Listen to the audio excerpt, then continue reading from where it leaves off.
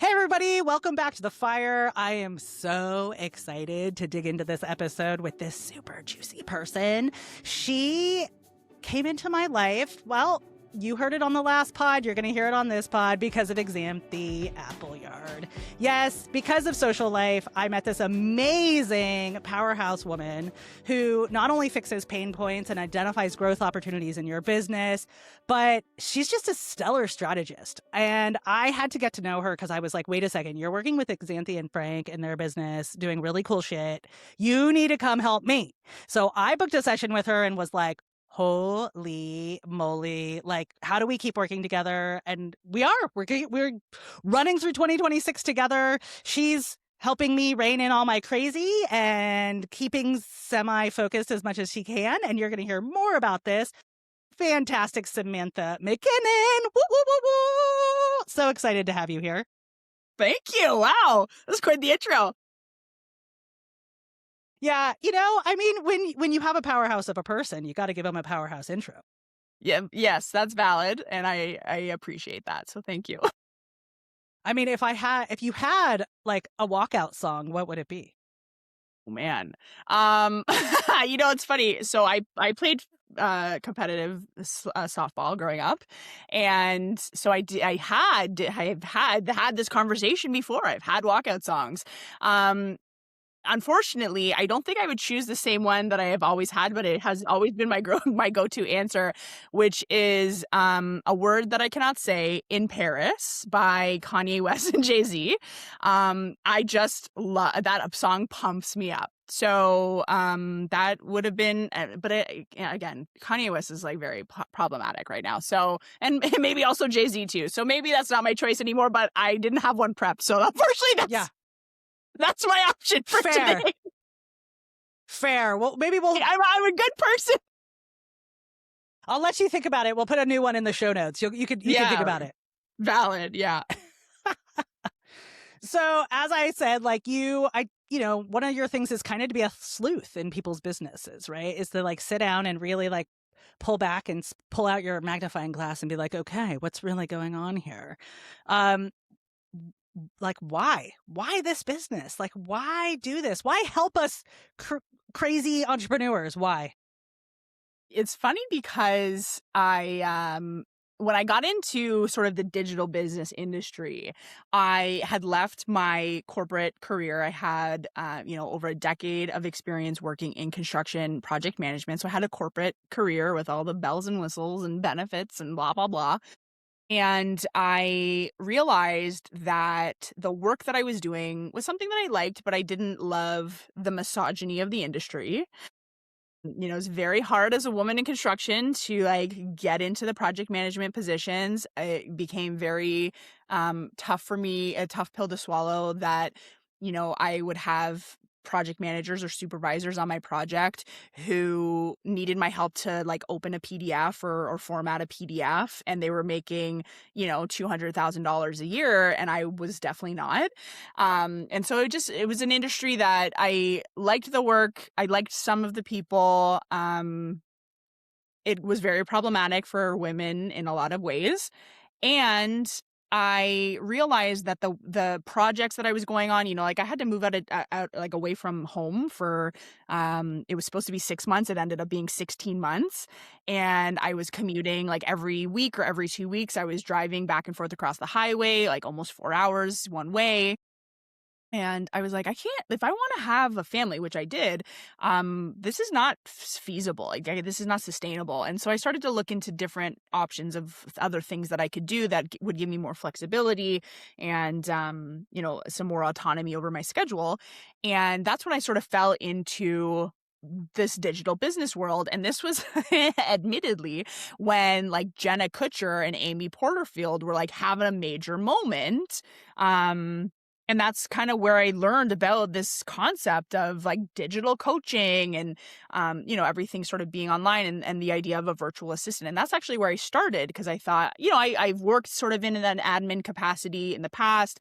I have that project management experience. I naturally have sort of a strategic and that focused lens on things. And so I started to do VA work, but I also really loved writing and creating content. And so I did some social media stuff. And that was even before like a social media manager was an actual like job title business agency. Like it was like you had a VA that was your social media manager.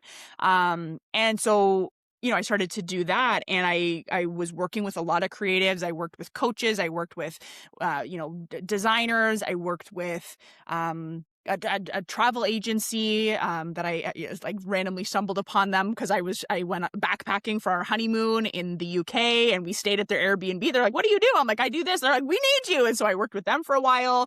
I've worked with people literally all over the world. I worked with people in Australia and Mexico and the UK and all over the States, and I'm in Canada, so I work with a lot of Canadian clients too.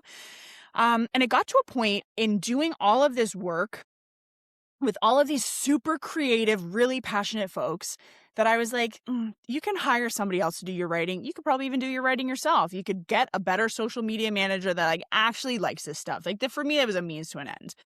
And that's when I realized really what was lacking from a lot of my clients' businesses was the strategic operations, was project management, was, how to effectively manage their teams, manage their resources. And that was something that I could do like in my sleep. You know what I mean? Like I joke that I could map a workflow without even looking because it just comes so naturally to me. And so, I started to get really involved in more of the operations for some of my clients' businesses, and really dug into some very specific platforms. So I ended up using ClickUp as something that I talk about as a project management tool. I am a verified user, so I'm one of the top 5% in the world of users. So I just, it's just I like the systems, I like the apps, I like the stuff. And I think what's interesting, and I think why I had kind of the success in transitioning into that is because I was also super creative, right? Like I went to a performance arts high school. I was in a choir. I played the saxophone. I played the guitar. I loved writing. I've always loved writing. I had a blog. I always am dipping in and out of working on a manuscript for a memoir that I have this dream of publishing.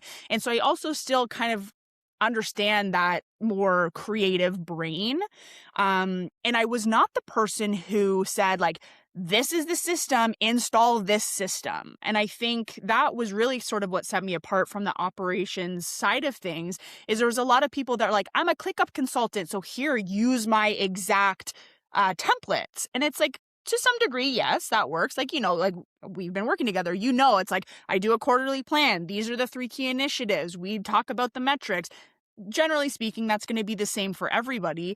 But I think what would happen when somebody would bring a sort of like this more ops consultant or more like project management based off of like a software is it would be like, here's my template. If it doesn't work for you, sorry. Whereas Right. I would flex and I would like, I always joke the question that I ask is not if, but how. And so I'm always looking for the solution to the problem. And it's just a matter of building something that will support people where they're at. So that's kind of the business. And that's, I mostly I got here to circle back. Mostly I got here because I realized I couldn't be commuting multiple hours a week, also still trying to have a family. So I decided to do that before I had kids. And I have now, in the almost 7 years I've been doing this, I now have 2 kids. And it works pretty well for me because I can kind of flex my days and pick them up if I need to. And life still goes on. And I don't have to ask somebody for time off. Which is the brilliant part of it all, right? And I do think one of the things to say about being like your own boss, speaking of flexing your schedule, something that I know you do really well is that you don't take client calls on certain days. And you take, like, you had your, what was it, your boating days during the summer. Yep. So for the most part, Fridays are off for you to allow you to do other things in life. And I think that is one of the really beautiful things about working for yourself, that you get to craft, like you can kind of craft your schedule that way. Obviously, depending on what you're doing when you work for yourself, but this is something that actually just came up in this event I went to on Tuesday night where people were like, I want to reinvent work. Mm. And I was like, well, how would you reinvent it? And they're like, I don't think there's enough like space to like think and process and then bring it back to the table. And I'm like, oh, you work for a company. Mm. They work in an ad agency, right? Where things are really fast and you got to move really fast and you're expected to kind of be like creative on the spot. Instead of like getting input and then actually having the time for that input to settle and then be like, oh yeah, this is what I want to build out of that input. Right. I guess we're just the lucky few. Well, it's interesting. I actually saw a reel by someone maybe like yesterday. I must have come across it, and I can't remember her account name off the top of my head, but I might be able to find it still. But she was talking about she was like a VP of something, so she had like this corporate gig that she was doing, and the reel was talking about like 5 things I do that would make my team think I'm not working, but is actually work. And I was like, oh, this is interesting. Like, let me look into that. And she was talking about, that she blocks the first 3 hours of every Monday and she will not take meetings during that time. And she just has it as thinking time. She like sets herself up for the week or reviews what's going on for the month. So she doesn't do anything, but she's, again, that thinking time, which is crucial, especially in the position, in any sort of like leadership or founder position. And then she also would have like 20-minute like water cooler chats. Like, so she'd just be like chatting with like random people who were, maybe a couple levels down, even from like her direct reports. She's like, well, that's how I keep a pulse on like what the culture's like, what the people are up to, like what are their pain points, what are they seeing like on the front lines of being with our customers. So on the outside, it looks like I'm just having a little chit chat, but I'm really kind of gauging the pulse of like this organization. And I thought, all of these things that she kind of had built in that, again, are not being perceived as work necessarily, but are really important. And I think, when we think about founders and business owners versus, folks that are working at a company and have, more of that traditional corporate sort of career path, I think regardless, these installations of systems as much as possible, because again, sometimes you're on a deadline, sometimes you have to go, like, this is the meeting, this is the time that these people can meet. I understand that, but there is something to be said for like, yes, you could be working in this sort of agency situation or more of a corporate situation, but you can practice your agency, your autonomy to some degree, and it's important to do that. So Yeah, and I think part of that is who's setting the culture. mm, So, I worked in big corporate finance for a long time. I worked for professional sports teams. I worked at a university. Like all of them were super different cultures. And if I take the bank as a microcosm, so like I worked on a really small team in the massive structure that was Citibank. And so my really small team, our boss, Jose, who unfortunately passed away, but it was the best boss I've ever had. I put myself in there too. He was better than me. To myself, he was an incredible boss, but he really set the tone for our team to have some of that autonomy, right? To have some of that space to think about things and like figure out like where my priorities are and who needs to get done, what needs to get done first. And if you ever had a question, he's like open door policy, and he really meant it. Like you really could walk in there at any time. But when I zoom out and I look at our little tiny team and this bigger community development team, like that was not the case with everybody in our band. And then if you go like the next level up, I remember I used to share the wall with the conference room on our floor. And I would hear the regional managers of the actual retail banks in there being like, so did you hit your numbers? Talking to all the area managers or talking to the managers of the bank, like we gotta, how's this and how's that? And I'm like, man, like it's very cutthroat in there. And my team is not very cutthroat. Like we have KPIs we gotta hit, but woof, like that's a whole different like energy in that room than what was on my team. So I think no matter if you're working for yourself or you're working in a small team, and to your point, like even if you're in a corporate, it's to figure out like where's the culture coming from, and if you want there to be a culture shift, then maybe you need to be the change agent. Mm-hmm. Mm-hmm. on that note, speaking of KPIs and being a change agent, when you made this change, right, you started working with small businesses or I mean, at one point you did work with this huge person, and they had a very large, I don't know, demanding work and took you all over the place, and you ended up in rooms that you were like, wow, am I really supposed to be in this room? Yeah. But like whether it's that kind of level of work that you're doing or work that you're doing with like smaller teams, and I know you want to do more of that type of work, so let's talk about that. Hi, hello out there. If you're a small team, Sam's looking for you. Um, and we'll talk about your LinkedIn strategy and how you're going to get in front of those small teams. But when you're working with, whether it's like me, who I'm just a solo entrepreneur now, like I don't have any teammates currently, but you never know, that could change. I could turn into an agency tomorrow and be like, Sam, I've got 5 people. What do we do with these people? Yeah. What is kind of the first, like, how do you come in and like figure out how to actually set the strategy? Like, how are you uncovering what's working and what's not working when the Mm. person you're talking to may not even know? Yeah. Yeah, it's a good question. Usually I throw them a lot of questions as we sort of kick things off. Um, to be honest, this is maybe going to ruffle some feathers. For the most part, I find that the folks that I'm working with struggle. So I have created sort of this framework, the Fixer framework. It's FIXR, and the F stands for focus. And to be honest, most people are stuck in focus and they've just got a lot going on and a lot of things are very unclear. And there is, a lot of competing priorities. And so oftentimes, without even speaking to somebody, I can almost guarantee they're in that sort of area and needing to get out of that. Sometimes they move a little bit more into, okay, I've got more of a focus, but I'm still not sure about things. Like they are lacking the data, they're lacking the context. And so they move into I, which is investigate. And really between those two, that's usually where I'm working with folks. And so I'm helping them sort of hone in on, I'm capping you got 3 priorities for this quarter and can we keep on track and see if we can move the needle on these.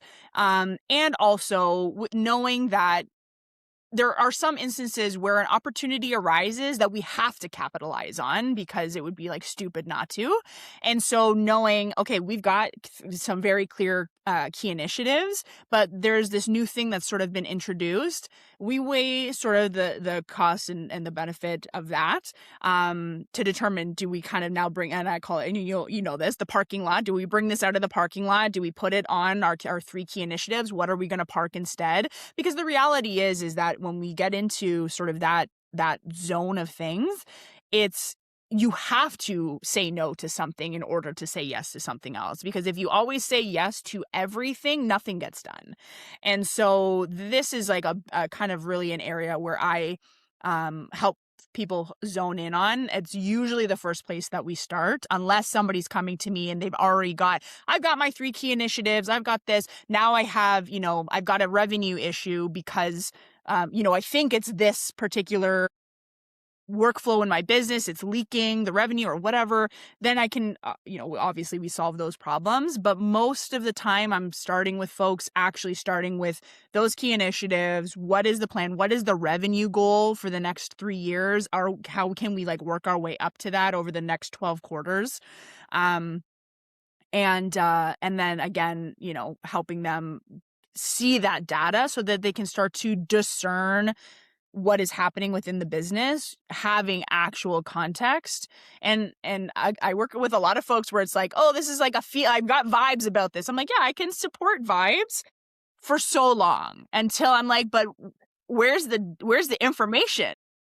Is the data telling you that the vibes were right? Like, can we trust your vibes? That's more important. And so again, I think really what it comes down to is if I'm working with somebody, the first place we start is scorecard so that I can start to see some of the metrics that they're working on, and how are those trending. I start to, again, look at those key initiatives, but I also try to understand the person, right? Like, I think for some reason, innately, I can really peg people quite quickly. And so I maybe kind of push some buttons and kind of see like, oh, like, how is this going to, like, I'm doing little tests behind the scenes all the time to see like, okay, now I know this particular client needs this sort of setup or this structure because the way that it was before didn't work for them, or the trends that they've reported to me, even personally, even like data aside, the trends that they're reporting to me based on their personal life. I'm like, oh, hey, I know that like in and around April, you get a little wonky. Something's a little weird. There's like a weird block for you in April. And so we're not going to launch this thing, or we're not going to strategize for this particular thing because I know for the last 2 years, it's not worked out for us. So I'm going to actually change that up. So it's important, I think, again, I believe in the data. I believe in that side of things. But I think sometimes there's also a little bit more of a root cause behind that too, right? Like, from the personal perspective. And I think that's an important takeaway, right? Is that, one, data strips out the emotion, right? And a lot of us that want to start something, we're coming from a place of passion. I'm really passionate about this. I really love fill in the blank, right? And so we kind of dive in head first and we're like, yes, I love it. And then we forget that when you take your passion and make it into money making, that sometimes that passion leaks out, right? And kind of goes away. And then we're like, we kind of freaking hate it. I don't really want to do this anymore. Yeah. But if you can strip away the data, if you could strip out that emotion and look at the data as your foundation, and then you put your vibes on top of that, right? Like, oh, you're still feeling good about this? Good, because the data is supporting that you still feel good about this. So keep going. Mm-hmm.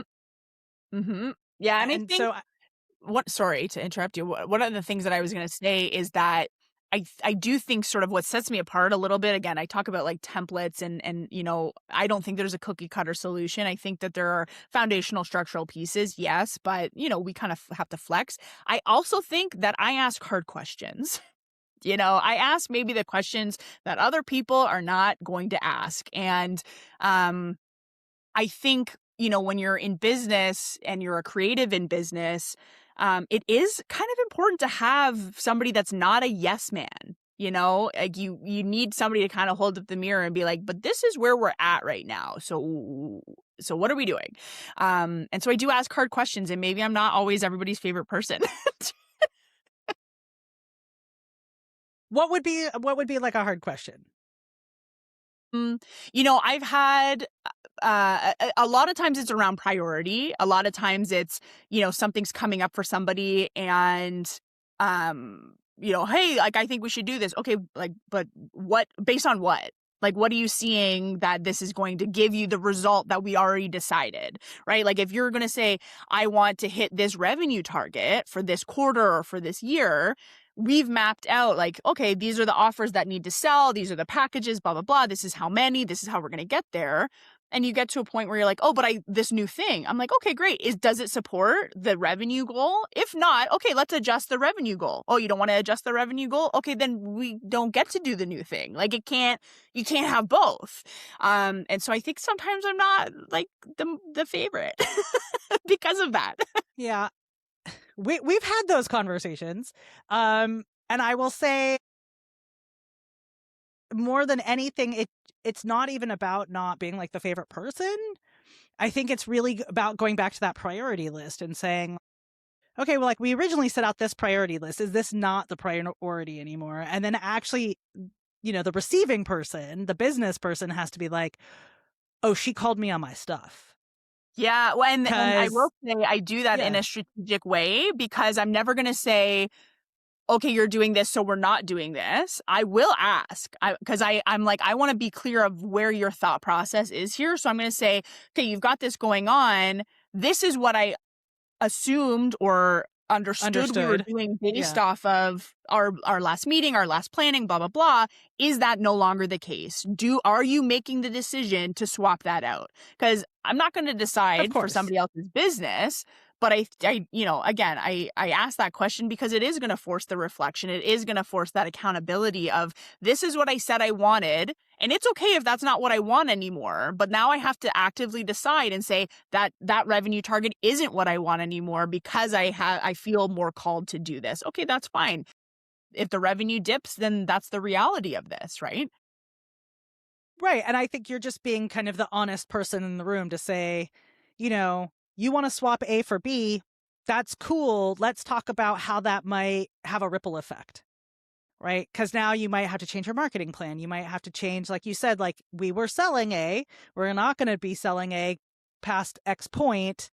Yeah. And you're going to try to sell B, but B is not ready to be sold by the time we stop selling A. So just so you know, there might be a gap there.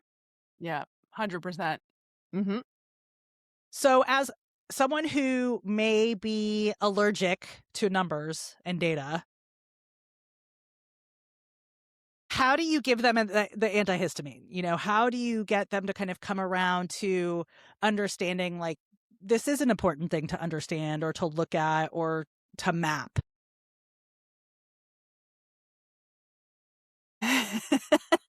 I think that really just comes down to being like incredibly direct, because the way that I work is, if I'm not seeing the information and the data, like if you're not pulling it for me, I can't interpret it. I can't tell you what trends I'm seeing. So if I say the basis for working with me is that we have key initiatives and a scorecard, like that's the bare minimum requirements, and you can't do that, then we're just not compatible, right? And so unfortunately, if you're really super allergic to data, like really data averse, I'm probably not your person, and that's fine. But if I can't see what I need, I can't advise, I can't consult, I can't give you the strategy, I can't say, hey, there's an issue here because this is not matching the trajectory of this revenue that we had mapped, or I have an issue with the launch coming up because I'm not seeing the wait list numbers that I need to see on a wait list that are going to say, yeah, reasonably we can expect to hit that launch goal because of that wait list. If I don't see that, I can't identify those things. And so I would say, ultimately it depends on the person. It depends on what their goals are.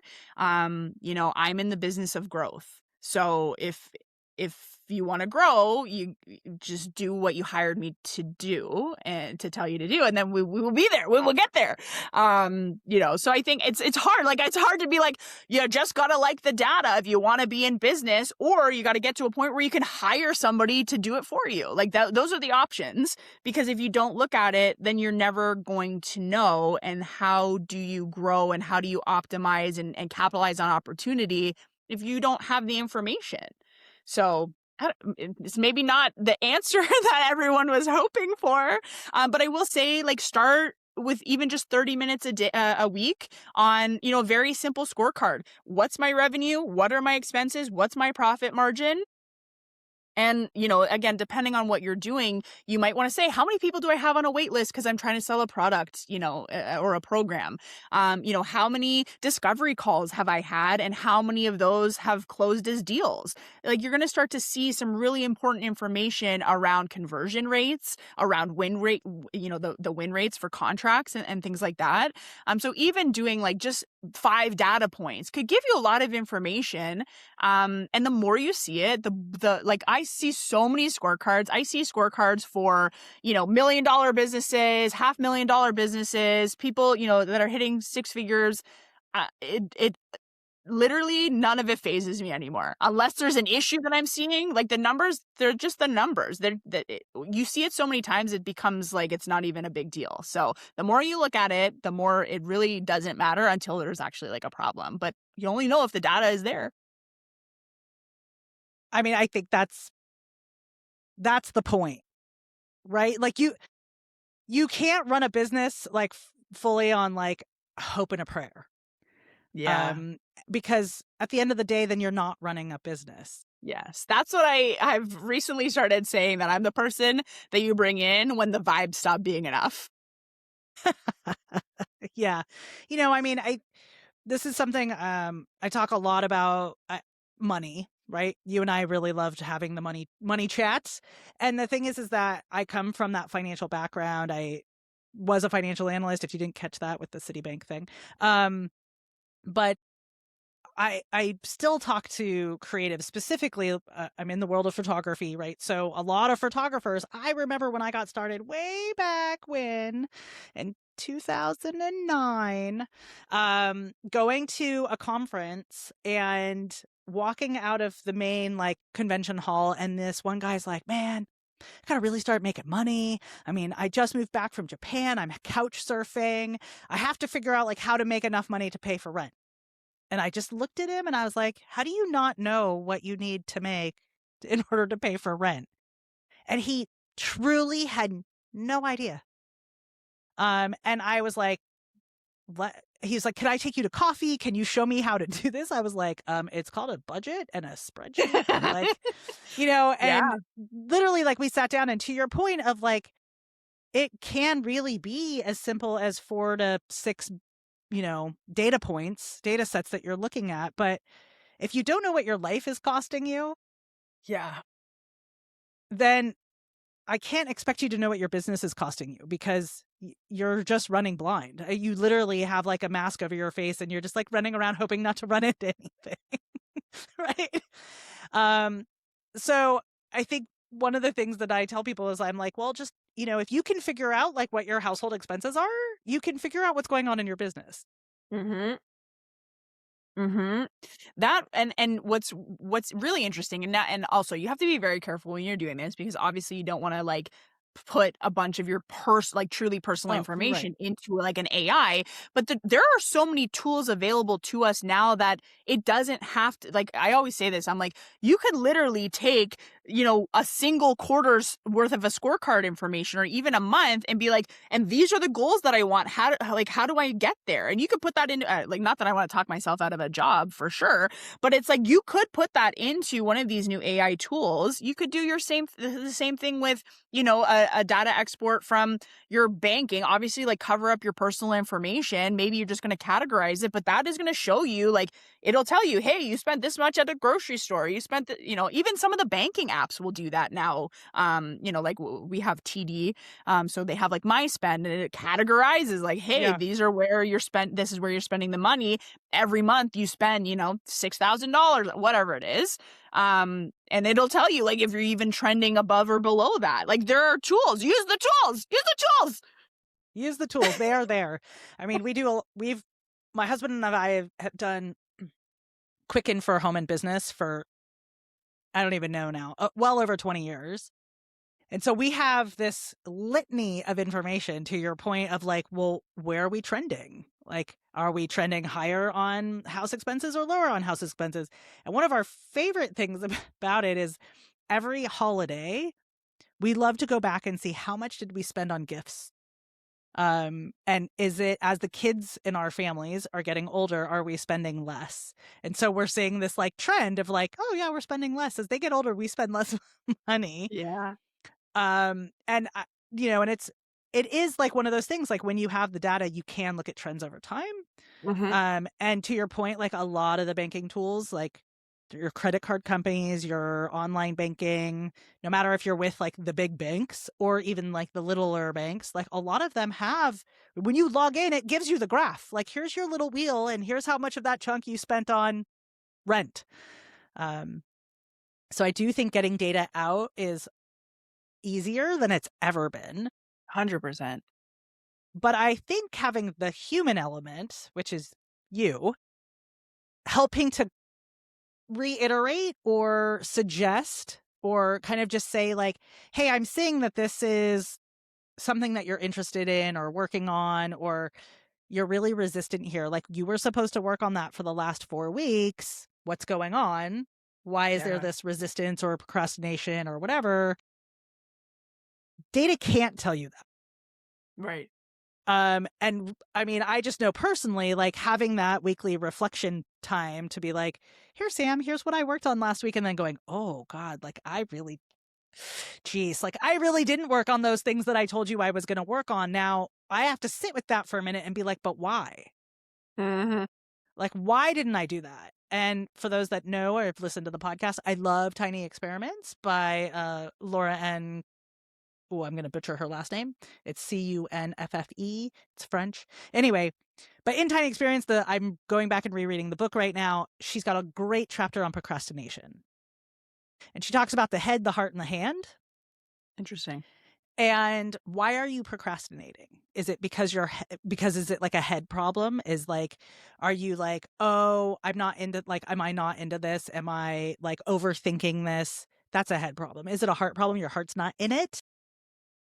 It's something that you were excited about, but maybe now you've moved on from that idea, and therefore, like, you're forcing yourself to like do this thing.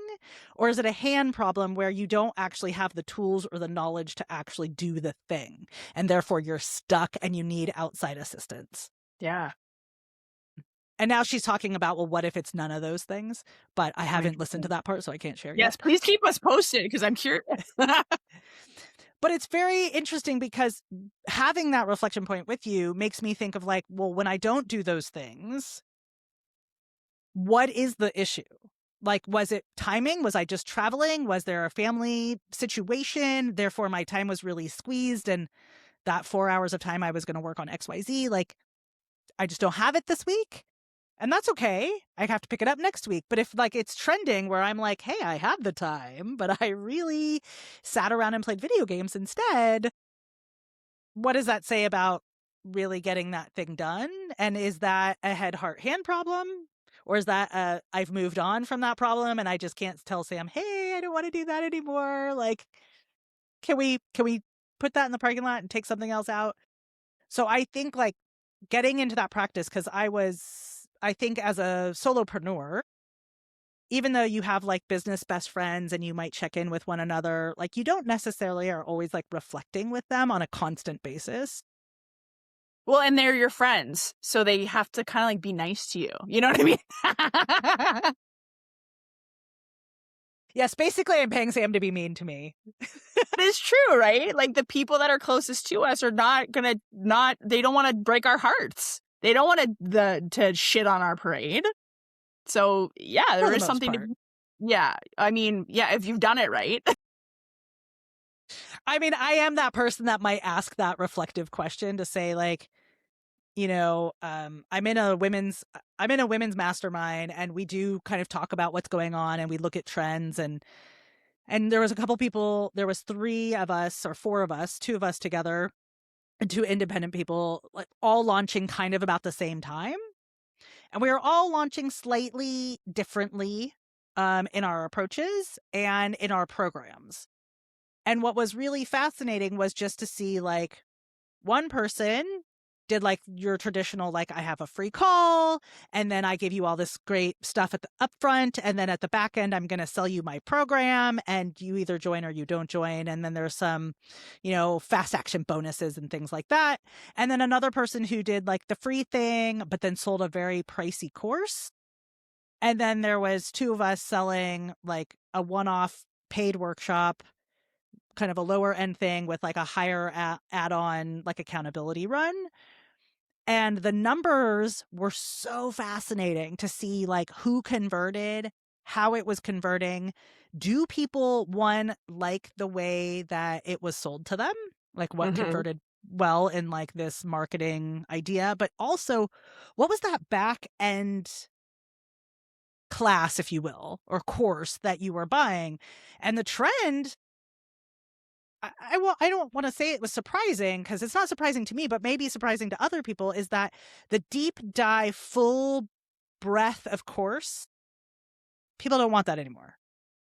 People are not interested in buying that anymore. And we learned that in this little like mastermind, watching people like try to sell these bigger, deeper courses at a higher ticket price. Like, it's a no-go. Like, people don't want that. But like the very focused, like sprint of a class where you can open it up, learn something within an hour or 3, people were in. They were like, yeah, I'll buy that. Give me that thing. I'd rather pay a little bit of money, get this bit of knowledge, and then I'll go spend a little bit more money and go get the next bit of knowledge, rather than buying like, the 7 module thing. Yes. I think people are are moving away from collecting knowledge and they're moving into how do I actually implement this? And so it works out really well for these sort of like micro workshops or, shorter, more like very specific things where you can actually speak to, you're going to walk away with this very specific thing done. Like, look at that, this concept of completing something. And for a long time, especially in this sort of the digital business world, a lot of what was actually being sold was not a result or like a very tangible, like, check, this is complete. A lot of it was lifestyle that was being Mm. sold, right? And like, you can, achieve, you can be the laptop, like, whatever that girl was, like, working on the beach in Yeah. Bali. I never Right. subscribed to that because I was like, if I'm at the beach in Bali, I'm not working. What are On you my talking about? laptop. Like, that's nuts. That is nuts. Like, if I ever get there, if I ever get to that beach, like, I'm not. That's crazy.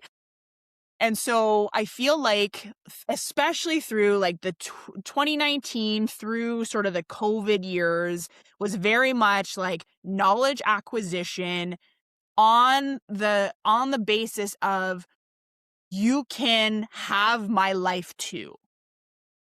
And I think people are smarter now. I think that people have been burned too many times. I think it was, very shisty, and that's not where the consumer is at this stage of the game. So this feels like a really good time to pause for a second and tell you about Social Life, where I met Sam. You've actually also heard from Thane, who was on the podcast in episode 25, who I also met in the group. And you've heard from Xanthi Appleyard in an earlier episode on the podcast, all about her money journey. And it is her group that is this like really kick-ass space. And it's really helps with like showing up online. So not just like posting consistently, but and chasing the algorithm, but really about having a space to like explore these ideas and themes that you might not have fully formed or are wondering like, do people really want to hear about this? And then get real feedback from real people and not just an AI bot. It's just full of really amazing creatives doing really, really cool things. So I encourage you, if you want support around showing up online, about how to bring yourself and your business into your world, then you should check out the link in the show notes and see if it's a good spot for you. So let's switch gears. So we've talked about kind of data, and you're looking at data of what's working in people's business. But when it then comes to the strategy side, right, which is driven by data to some extent, but also the personality and like the thing, the service or actual tangible thing that people are doing, like how does that mixology come together, right? How do you come up with what do you think the mix is going to be best for somebody? And to like this point of like the hard truth of like, someone might say, it could be me, right? I could come to you and be like, hey, Sam, I'm totally obsessed with this coffee idea. I want to do this coffee thing. And here's the idea, and here's the legacy part of it. And this is what I'm really excited about. And you're like, okay, sounds good, but, right? Or maybe there's not, but maybe you're more of an improv person and you're like, yeah, that sounds good. Yes. And, but I want to know kind of like, how does that kind of come together from your standpoint, right? As the CEO on this side, and I'm telling you like, oh, I'm interested in doing education and a podcast and a coffee company and, running collaboration courses, doing various pieces of like marketing for creatives. And I don't know, what else have I told you over the time? I mean, like I have a parking lot with at least 30 things in it. Mhm. So when the person comes to you and they're just like, word vomiting all of the things that they want to do, how does that priority list come together? If they're really in the focus point, which is where I would probably, you even said it's probably like the 60-70% of people come to you with that focus problem. Like, how are you focusing them? Because man, we really are like, like I got all these things, right? And I want to juggle all the balls. Mhm. Yeah, I mean, it really just comes back to what their goals are, right? So if the goal is revenue, then the question becomes, what is going to get you there, right? So it is this element of sort of like the reverse engineering of things, right? So it's like, if you wanted to make, $25,000 in this quarter, then what combination of the things that you're selling is going to get you to that? And then the work that you're doing needs to support selling that combination of things that you're selling to get you to that point. But it might come to a point where, this is something that I've talked about before too, on other podcasts and whatnot, where this idea of, people are like, but when do I come up out of it? It's like, well, you come up out of that when you have a longer runway and you have more money to play with, right? That's when you come up out of it. If you're constantly in this cycle of I have to sell these things to make this money for that revenue goal, but I don't have a lot of profit happening because that's covering my life expenses, my business expenses, my tax rate, whatever, right? If you're not profiting, you don't have that runway to come up out of selling those things. That's the reality. If you stop selling those things, your revenue dips. Now you have to make more money. So it really, unless you can get to a point where you're able to come up out of that because you have that runway to essentially fund your side quest and taking sort of, or again, maybe it's a systems thing, right? Maybe, for example, if you were to launch the bundle and you get that going and we kind of tweak that and we have some data to show us how does it sell? What do people want? Blah, blah, blah. Maybe you start going down the direction of paid ads, and now you have paid ads that are helping to fill that pipeline. And so you don't have to work as hard on sort of that more organic marketing. Okay, so now maybe you have time freed up for the coffee expedition. You know what I mean? So it just depends on the person. It depends on the goal. It depends on what they're willing to sacrifice. It is always this game of what matters in this moment. And for me, when I look at strategic prioritization, it really does come down to what's going to make a difference for you, especially from that revenue perspective, because really that's we're in business. The revenue is the point. What makes a difference in the next 30 days? What makes a difference in the next quarter? What would be kind of a nice thing to accomplish over the course of this year? Or maybe this is actually just a hobby and you can have a hobby. And that's fine as long as you're still delivering on the commitments that you've made within the business, right? So I think, again, the prioritization, it always comes back to money because you're in business to make money. And so that leads the way as far as I'm concerned. So you touched on something I think is really interesting and something I want to dig into a little bit more, especially knowing where you want to drive your business moving forward, which is this idea of you got to hit kind of that baseline, kind of like the hum of the motor, right? You can almost hit, I don't want to say autopilot because it's never autopilot, but Right. for the most part, you're cruising at a certain altitude, right? So you can turn off the seatbelt sign. At that point in time where you're looking at systems and you're looking at paid growth and you might be bringing on a team, how does that intersect with how you help people, how you help the companies with that strategy point of okay, now I have a team, so maybe I bring someone on to help with marketing or paid ads or executing some piece of my business. And that could be, any number of people. How do you help that business owner now run with those other functioning humans in their business and looking at the data? Yeah, for me, it always comes down to if you're bringing people in, it's because you're exiting to some degree. So you're exiting the day-to-day of maybe a specific function in the business. So you've brought somebody in to do that. For marketing, for example, hey, I'm not going to be doing all of the marketing. I'm not going to be doing all of the sales calls. I've brought this person in. They're going to be the closer, whatever. Oftentimes what happens is when people bring me in, it's because they brought that person in and they're still in it. And they can't really understand that. And they're like, I brought this person in, what's going on here? And so oftentimes that really just comes down to a systems problem. Oftentimes it's that there is a specific workflow or an engine within the business that is not documented. There's not the steps that the people are following. There's not templatization. There's maybe not decision filters, right? So it's at what point, like say, for example, you do bring in, a head of marketing or whatever that role is, again, depending on the business. If there's points where you're, as the founder or the business owner, you're still having to step in to make a decision about something. And so it's then pulling you back into that workflow or that process, then you haven't exited that. And so sometimes what that means is that we're pulling together sort of like playbooks and scenarios, maybe a little hypothetically, but also like based on industry practice, based on previous experience, based on previous data that we've had, based on, like we've gone through this 100 times before, and here are some kind of like outlier situations that have happened. Like those all need to be documented, because the more that you can document and put like in a playbook, like here's our marketing playbook, and here's like this random situation that happened that I, as the founder, had to make a decision on. Here's my thought process. Here's how I thought about it. Here's how I arrived at the choice that I made. That needs to go in a playbook, because if it happened once, it can happen again. And being able to equip somebody in that role with your thought process will help you to continue to exit out of that day to day. And I'm not saying like, don't ever be around to answer the people's questions. Like it really depends.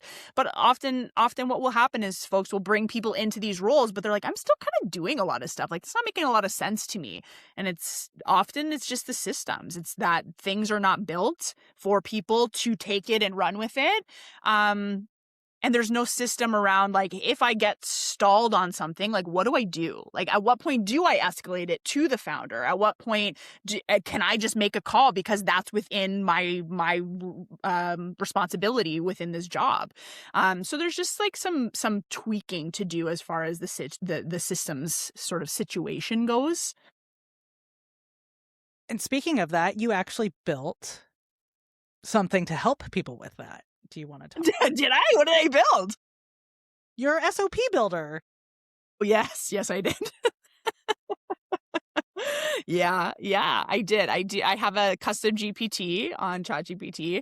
Her name is Cora, and it is essentially it's an SOP builder, and you can fill this. So here's what I'm going to say. If you're like kind of like, oh, I need documentation, I need SOPs. This is where you start. Okay, you press record on a screen sharing thing, Loom or whatever. You can I think even do it on Zoom, because you can record and share your screen.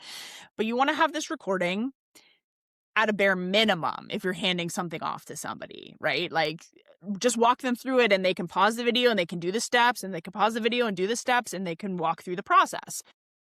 The next thing in an ideal circumstance is that you're going to pull the transcript from that video, and you could feed it into something like Cora or any sort of SOP system, or you can write it yourself. But you put this transcript in, and it basically spits out the SOP given the template that I've provided to it. But what I also built into mine and maybe this is like proprietary, but whatever, I will share because I think it makes it better.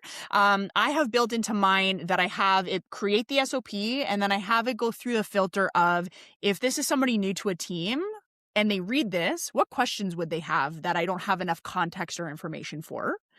If and then there's the other piece is like, if this is part of sort of like a bigger like workflow, like this is a singular task within a whole process, like does it contextually make sense?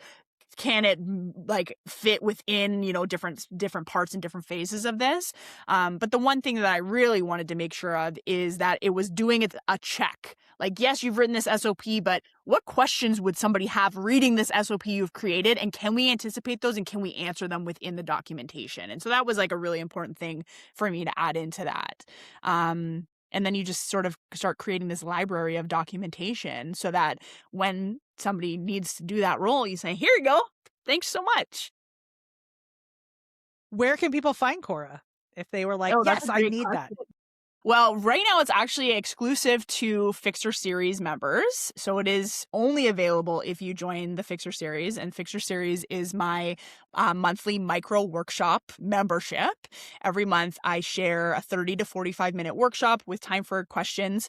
And we're going through, very specific pieces of business, and you're walking away with a very tangible thing. So for example, this month, the workshop was building your parking lot and how to log items in your parking lot so that you don't have more than 3 key initiatives going at once.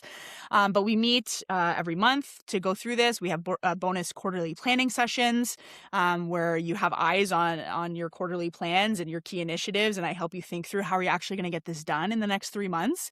And we also have sort of a support forum in there, Q&A, and there's a bunch of other resources, and Cora being one of those resources that you get access to in there. So that's how you find it right now. And where do people find out about the Fixer series? You can go to www.samanthamackinnon, that's mac.com/fixer, FIXR-series. And that will be in the show notes. Good. Perfect. Sam, this has been super fun. You know me, I like to geek out about finance and operations and strategy, and we could sit here for easily another 2 to 3 hours, but I don't think everyone else would want to come along with us. So we are going to put a pin in it for now, and we will bring you back for maybe like a fast action series of like what you're seeing in operations. I think it could be a really fun mini episode. Yes. And for those that want to know more about Sam and anything from her amazing background that she told you or what she's up to, again, you can find her at SamanthaMacKinnon.com. It will be in the show notes. And unfortunately, we're going to put the fire out for now, but hopefully folks will come back and hear us again when we stoke the embers to bring back another guest. Thanks for being here, Sam. Really enjoyed this. Thank you. Before you go, if this conversation got your wheels turning around how you're running your business, or you're thinking, okay, I have to get my business more dialed in, you're not alone. Sign up for the Camp Bulletin in the show notes below, where I share behind the scenes things I'm actively working on in my business, and a few fun things coming soon to help you talk usage, find better clients, and price your work. As always, thanks for sitting around the fire with us.